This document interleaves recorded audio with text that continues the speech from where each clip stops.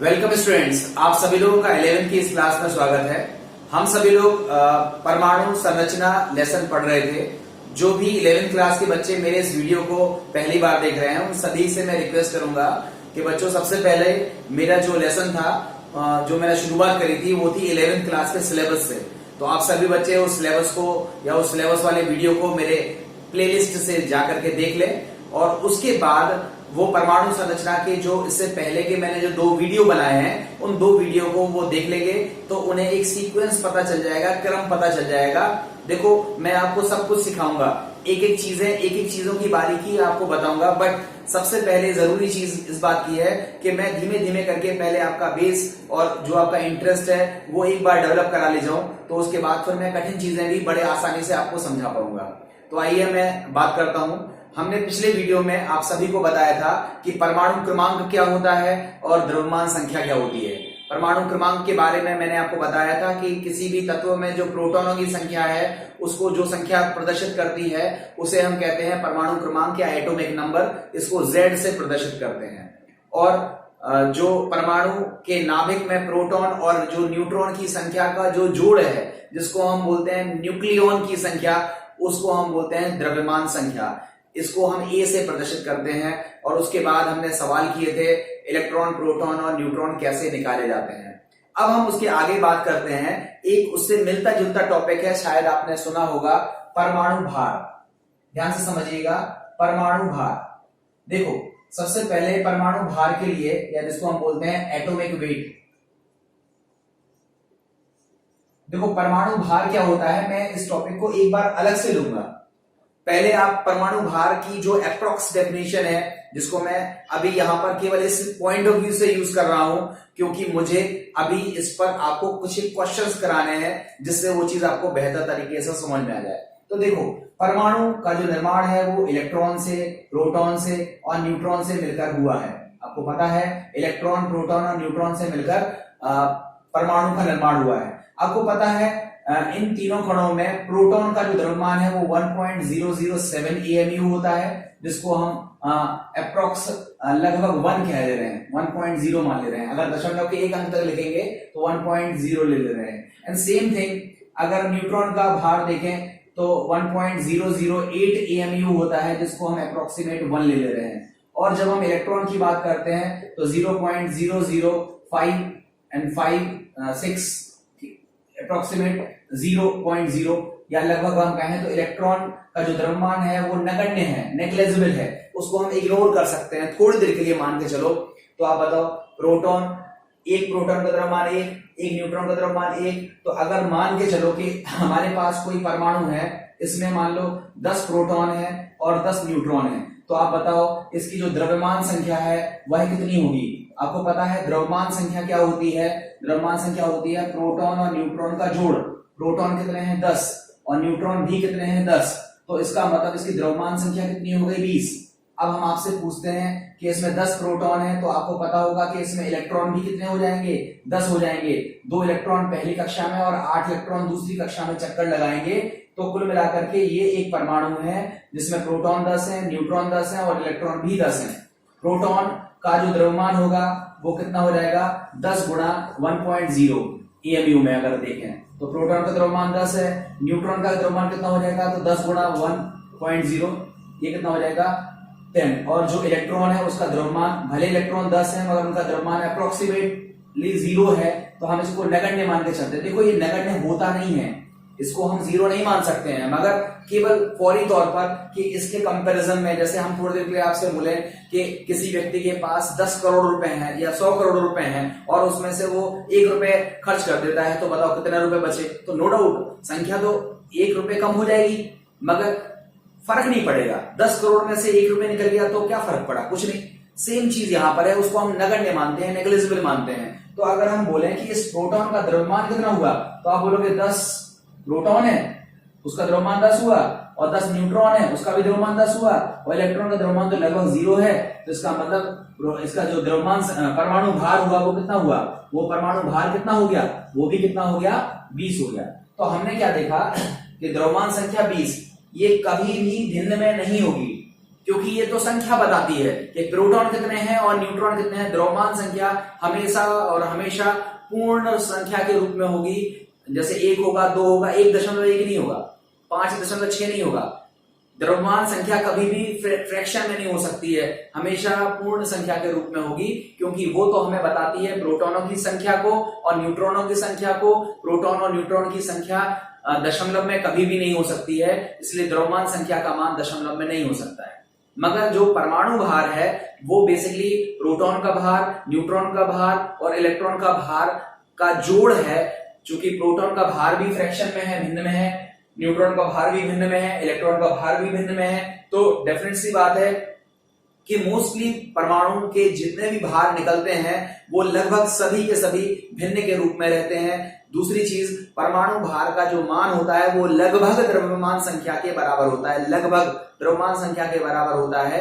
क्यों बराबर होता है? क्योंकि प्रोटॉन और न्यूट्रॉन का भार 1-1 AMU है लगभग में, और न्यूट्रॉन इलेक्ट्रॉन का जो भार है वो लगभग 0 होता है। इसलिए परमाणु भार का मान जब हम निकालते हैं तो द्रव्यमान संख्या के लगभग बराबर आता है। इसलिए कभी कभी कुछ लोग द्रव्यमान संख्या को परमाणु भार और परमाणु भार को द्रव्यमान संख्या बोल देते हैं। बेसिकली ये दोनों चीजें अलग हैं। द्रव्यमान संख्या न्यूक्लियॉन की संख्या है, प्रोटॉन और न्यूट्रॉन की संख्या है, और जो परमाणु भार है वह हमें किसके बारे में बताता है? प्रोटॉन, न्यूट्रॉन और इलेक्ट्रॉन के टोटल भार के बारे में बताता है। इस पर एक और डिस्कशन क्लास हम परमाणु भार के बारे में लेंगे, तो वो अलग से कर देंगे। अभी आपको परमाणु भार का पार्ट समझ में आ गया होगा। अब हम यहाँ पर 3 छोटी छोटी डेफिनेशंस की, 4 छोटी छोटी डेफिनेशंस की बात कर लेते हैं। आप सभी लोगों ने ये डेफिनेशंस शायद 9th-10th लेवल पर पढ़ी भी होंगी। उन डेफिनेशंस को हम यहाँ पर एग्जाम्पल के माध्यम से सीखते हैं और आप सभी लोगों से हम पूछते हैं। देखो, जो हमारी नेक्स्ट डेफिनेशन है वो है समस्थानिक, ठीक है, जिसको हम बोलते हैं आइसोटोप्स। समस्थानिक जिसको हम बोलते हैं आइसोटोप्स। आप बताओ समस्थानिक क्या होते हैं? आप सभी को पता है समस्थानिक, सम मतलब समान, स्थान मतलब प्लेस, स्थान। तो आप बताओ, आवर्त सारणी हम सभी लोगों ने देखी हुई है।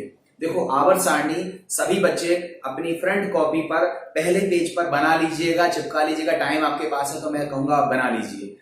देखो, बनाने में आवर्त सारणी थोड़ा सा ये रहेगा, आपको पता रहेगा कि कौन सी चीज कहां पर है, किस तत्व का नाम क्या है। और आवर्त सारणी जहां कहीं भी आप पढ़ते हो उस मेज के आसपास उस चीज को चिपका लीजिए, थोड़ा थोड़ा देखते रहिए। जितना आप देखोगे उतनी चीजों की आपकी नॉलेज बढ़ेगी। तो खैर, हम बात करते हैं आवर्त सारणी में जितने भी तत्व हैं उनको हमने रखा हुआ है, और उनको रखने का जो आधार है वो क्या है? परमाणु क्रमांक का बढ़ता हुआ क्रम। मतलब परमाणु क्रमांक जिसका 2 है उसको एक जगह रखा है, 3 वाले को दूसरी जगह रखा है, 4 वाले को तीसरी जगह रखा है, 5 वाले को चौथी जगह रखा है। तो इसका मतलब ये हुआ कि परमाणु क्रमांक जैसे जैसे बढ़ता जाता है स्थान भी बदलता जाता है। मगर यहां तो बात कर रहे हैं समस्थानिक, स्थान समान है। तो आप बताओ, अगर हमारे पास 2 परमाणु हैं, थोड़ी देर के लिए हम यहां ले रहे हैं, 2 परमाणु हैं, इनके परमाणु क्रमांक समान है, ठीक है, परमाणु क्रमांक क्या है? समान है, और इसकी द्रव्यमान संख्या क्या है? अलग अलग है। तो देखो, ये तीनों के परमाणु क्रमांक तो समान है, तो इनकी आवर्त सारणी में स्थिति कैसी होगी? एक ही होगी, चाहे ये हो, चाहे ये हो, चाहे ये हो। ये तीनों के परमाणु क्रमांक 1 है, तो आवर्त सारणी में एक ही जगह पर रखे जाएंगे, इसलिए हम क्या बोलते हैं? समस्थानिक। तो हम परिभाषा में क्या लिखेंगे कि ऐसे परमाणु जिनके परमाणु क्रमांक तो समान होते हैं किंतु द्रव्यमान संख्याएं अलग अलग होती हैं, उनको हम क्या बोलते हैं? समस्थानिक। और समस्थानिक में लिखेंगे कि हाइड्रोजन के 3 समस्थानिक प्रकृति में पाए जाते हैं। पहले वाले समस्थानिक जिसका सिंबल 1H1 है, इसको बोलते हैं प्रोटियम। जिसका दूसरा सिंबल है 1H2, जिसको हम बोलते हैं ड्यूटेरियम। और तीसरा जो समस्थानिक है जिसको हम 1H3 कह रहे हैं, जिसको बोलते हैं ट्राइटियम। ठीक है, ये समस्थानिक है। यहां पर एक चीज बता दें आपको, 1H2 को हम 1D2 भी लिखते हैं। इसको कहते हैं हम भारी हाइड्रोजन, इसको बोला जाता है भारी हाइड्रोजन। ठीक है, तो आपसे पूछा जाता है भारी हाइड्रोजन का परमाणु भार कितना होता है या द्रव्यमान संख्या कितनी होती है? तो 2 होती है। और ट्राइटियम के बारे में आपको पता होना चाहिए कि ये प्रकृति में पाया जाने वाला सबसे हल्का रेडियो एक्टिव तत्व है। रेडियो एक्टिव, रेडियो एक्टिव तत्व है। ठीक है, अब रेडियो एक्टिव तत्व क्या होते हैं? ऐसे तत्व जिनसे अल्फा बीटा गामा किरणें निकलती हैं उनको हम क्या बोलते हैं? रेडियो एक्टिव तत्व। खैर ये बाकी चीजें हैं, हम आपको फिजिक्स में आपको टीचर सिखाएंगे, बट फिलहाल यहाँ पर आपको केवल याद रखना है कि हाइड्रोजन के 3 समस्थानिक प्रकृति में पाए जाते हैं। नाम क्या है? प्रोटियम, ड्यूटेरियम और ट्राइटियम। एक और उदाहरण हम अगर लें तो हम बात करते हैं कार्बन। कार्बन के भी 3 समस्थानिक प्रकृति में मिलते हैं, 6C12, 6C13 और 6C14। ठीक है, इनके ऐसा कोई विशेष नाम नहीं है, इसी तरह चलते हैं 6C12, 6C13, 6C14। कभी कभी इसको ऐसा लिखा रहता है C12, C13, C14। चूंकि ये 666 तो कॉमन है तो बार बार लिखने की जरूरत नहीं है, तो कभी कभी इस तरह से सिंबल बना रहता है C12, C13, C14। तो ये बेसिकली कार्बन के क्या है? 3 समस्थानिक है। इनमें रेडियो एक्टिव समस्थानिक कौन सा होता है? C14। याद रखिएगा, रेडियो एक्टिव समस्थानिक कार्बन का कौन सा होता है? C14। और पौधों की या पेड़ों की जो आयु ज्ञात करते हैं जैसे कोई पेड़ है या कोई जीवाश्म है जो बहुत पुराना था, जमीन के अंदर दबा हुआ था, हमने निकाल लिया। अब हमें पता करना है यार ये कितने साल पुराना है, कितने साल से दबा हुआ है, तो हम उसकी आयु ज्ञात करने के लिए जिस कंपाउंड का एनालिसिस करते हैं वो एलिमेंट कौन सा होता है? C14 होता है। तो इस तरह से हम समस्थानिक की परिभाषा और उदाहरण को लिख सकते हैं। तो हमें लगता है समस्थानिक आपको समझ में आ गया होगा। अब समस्थानिक के बाद अगर हम बात करें समस्थानिकों के गुणों की, तो देखो समस्थानिकों के गुण, देखो समस्थानिक की ये तो परिभाषा हो गई, उदाहरण हो गई। अब हम समस्थानिक के गुण पर अगर बात करें तो देखो गुण आप अपने अनुरूप बना सकते हो। पहला गुण क्या हो गया? समस्थानिकों के परमाणु क्रमांक समान होते हैं। दूसरा गुण क्या हो गया? समस्थानिकों में प्रोटॉनों की संख्या बराबर होती है। भाई जब परमाणु क्रमांक समान है, परमाणु क्रमांक प्रोटॉन को भी तो बताता है, तो समस्थानिकों के परमाणु क्रमांक समान होते हैं, अर्थात इनमें प्रोटॉन की संख्या तो समान होती है। समस्थानिकों की द्रव्यमान संख्या अलग अलग है, इसका मतलब इसमें न्यूक्लियनों की संख्या क्या होती है? अलग अलग होती है। न्यूक्लियनों की संख्या क्या होती है? अलग अलग होती है। न्यूट्रॉन की संख्या क्या होती है? अलग अलग होती है। जैसे 1H1 में कितने न्यूट्रॉन है? तो 0 न्यूट्रॉन है। 1H2 में कितने न्यूट्रॉन है? 1 न्यूट्रॉन है। 1S3 में कितने न्यूट्रॉन है? 2 न्यूट्रॉन है। कैसे पता लगाया? देखो ये जो 3 है वो किसको बता रहा है? P प्लस N को। P प्लस N बराबर कितना है? 3। और P बराबर कितना है? 1। अगर हम मान रख देंगे तो 1 प्लस N बराबर कितना हो जाएगा? 3 और N बराबर कितना हो जाएगा? 2। तो इसका मतलब 1H3 जो है उसमें कितने न्यूट्रॉन मौजूद हैं? 2। उसी तरह से 1H2 में कितने न्यूट्रॉन मौजूद होते हैं? 1। और 1H1 में कितने न्यूट्रॉन मौजूद हैं? 0। तो हमने क्या चीज सीखी कि 1H1, 1H2, 1S3 समस्थानिक हैं, इनके परमाणु क्रमांक समान है, प्रोटॉन की संख्या समान है, इलेक्ट्रॉन की संख्या समान है, मगर न्यूट्रॉन की संख्या क्या होती है? अलग अलग पाई जाती है समस्थानिकों में। चूंकि इनके परमाणु क्रमांक समान है इसलिए इनको आवर्त सारणी में एक ही जगह पर रखा हुआ है। इनके रासायनिक गुण तो समान होते हैं किंतु इनके भौतिक गुणों में अंतर पाया जाता है। ये समस्थानिकों के गुण हो जाते हैं। इसको आप अच्छे से वीडियो को धीमे धीमे करके सुन लीजिएगा। स्पीड अगर आपको ज्यादा लगती है तो YouTube में ऑप्शन रहता है जिसमें आप स्पीड को धीमा कर सकते हो। अगर आपको हाई रेजोल्यूशन में वीडियो नहीं देखना है तो उसका रेजोल्यूशन भी कम करके आप वीडियो को देख सकते हो, सुन सकते हो। किताबें आप सबके पास होंगी, किसी अपने दोस्त से, पड़ोसी से अगर बुक्स आपको अवेलेबल मिल पाए तो आप उनको देख लीजिएगा, उसमें ये डेफिनेशन आपको मिल जाएगी। खैर मैं नोट्स आपको टेलीग्राम पर प्रोवाइड कर दूंगा तो उसको आप धीमे धीमे करके लिख लीजिएगा। ये था समस्थानिक। अब हम बात कर लेते हैं समस्थानिक के बाद एक और टॉपिक की जिसको हम बोलते हैं समभारिक। देखो समभारिक के बारे में समझ लो। समभारिक क्या होते हैं आपसे पूछा जाता है। समभारिक जिसको हम बोलते हैं आइसोबार। इसमें देखो याद रखो, ऐसे परमाणु जिनके परमाणु क्रमांक तो समान होते हैं, ठीक है, जिनके द्रव्यमान संख्याएं तो समान होती हैं। देखो ये जो कार्बन है इसकी द्रव्यमान संख्या आप लोगों ने पढ़ी है ना, 6C14 नाम सुना होगा आपने। देखो 6C14 अभी भी लिखा था मैंने। कार्बन में 6C12 भी होता है, 6C13 भी होता है, 6C14 भी होता है। और आप बताओ नाइट्रोजन में क्या पढ़ा है? 7N14।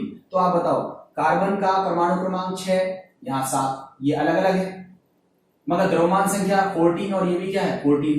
तो हम क्या लिखेंगे? ऐसे परमाणु जिनकी द्रव्यमान संख्याएं तो समान होती हैं किंतु उनके परमाणु क्रमांक अलग अलग होते हैं, उनको हम क्या बोलते हैं? समभारिक कहते हैं और उसका ये उदाहरण है।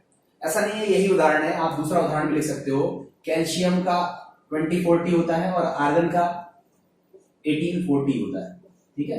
तो ये दोनों में भी देखो द्रव्यमान संख्याएं तो समान है मगर परमाणु क्रमांक क्या है, अलग अलग है। तो हम क्या लिखेंगे, ऐसे तत्व जिनकी द्रव्यमान संख्याएं तो समान होती हैं किंतु उनके परमाणु क्रमांक अलग अलग होते हैं, उनको हम क्या बोलते हैं, समभारिक बोलते हैं, आइसोबार्स बोलते हैं। अब समभारिकों के गुणों में कोई भी समानता नहीं है जहां तक हम देखते हैं। एक आध समानता निकल आए तो बहुत बड़ी चीज है, वरना कोई भी समानता इसमें नहीं होती है। पहली चीज, कार्बन है ये नाइट्रोजन है, इसका स्थान अलग है, इसका स्थान अलग है। खुद ही देखो समभारिकों में परमाणु क्रमांकों में अंतर होता है, भिन्नता होती है, इसलिए इनको आवर्त सारणी में अलग अलग जगह रखा गया है। इनके भौतिक गुण और रासायनिक गुण क्या होते हैं, अलग अलग होते हैं। प्रोटॉनों की संख्या अलग होती है, इलेक्ट्रॉन की संख्या अलग होती है, न्यूट्रॉन की संख्या अलग होती है। समान होती है तो केवल और केवल न्यूक्लियॉन की संख्या। आप बताओ P+N का मान कितना है, 14, और P+N का मान इसके लिए भी कितना है, 14, और P+N को, प्रोटॉन प्लस न्यूट्रॉन को हम क्या बोलते हैं, न्यूक्लियॉन। तो यहां पर हम कार्बन में देखें तो न्यूक्लियॉन कितने हैं, 14, और नाइट्रोजन में भी न्यूक्लियॉन कितने हैं, 14। तो इस तरह से प्रोटॉन अलग, इलेक्ट्रॉन अलग, न्यूट्रॉन अलग, मगर न्यूक्लियॉन की संख्या समान, स्थान अलग, गुण अलग। ये सारे उसके गुण हो जाएंगे, किसके, समभारिक के गुण हो जाएंगे। तो उम्मीद है आपको समस्थानिक प्रॉपर तरीके से समझ में आ गया होगा, समभारिक भी आपको समझ में आ गया होगा, और परमाणु भार के बारे में मैंने जो आपको बेसिक चीजें बताई हैं वो आपको समझ में आ गया होगा। अब हम नेक्स्ट वीडियो में सम इलेक्ट्रॉनिक और सम न्यूट्रॉनिक पर बात करेंगे और परमाणु भार से आधारित कुछ एक क्वेश्चंस को करेंगे। आप सभी वीडियो को क्रम से देखें और अपने ज्यादा से ज्यादा लोगों को टेलीग्राम ग्रुप पर जोड़ने की कोशिश करें, जिससे मैं आपको जो रिटन कंटेंट है वो टेलीग्राम ग्रुप पर प्रोवाइड करा सकूं।